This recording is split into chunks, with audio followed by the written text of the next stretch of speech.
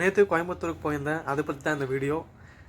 ட்ரெயினுக்கோசம் காத்திருந்தேன். மார்னிங் 2 மணி. அசல் ஏன் நான் அன்றைக்கி போனேன் எல்லாம் நான் சொல்கிறேன்.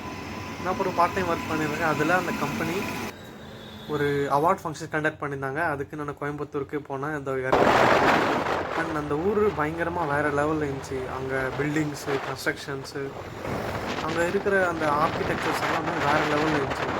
ஓகே, அப்படியே வீடியோ எடுக்கலான்னு இருந்தேன். இதெல்லாம் இருந்துச்சு. அண்ட் நான் ஒரு பார்ட் டைம் ஒர்க் பண்ணிகிட்டு இருக்கேன். அந்த கம்பெனி இது மாதிரி அவார்ட் ஃபங்க்ஷனாக கண்டக்ட் பண்ணுறது உண்மையிலே அது கிரேட்டு, நல்ல விஷயம். இங்கே பாருங்கள், அதில் ஒரு 5000 பேர், அதுக்கு மேலே ஜனம், அவ்வளோ க்ரௌடு, அவ்வளோ பேர் வந்திருந்தாங்க அவார்ட் ஃபங்க்ஷனெல்லாம் பார்க்குறதுக்கு. மியூசிக்கு, டான்ஸ், நிறைய அசல் வேறு லெவலில் இருந்துச்சு. ஒன்று ஃபுல்லாக என்ஜாய் பண்ணேன்.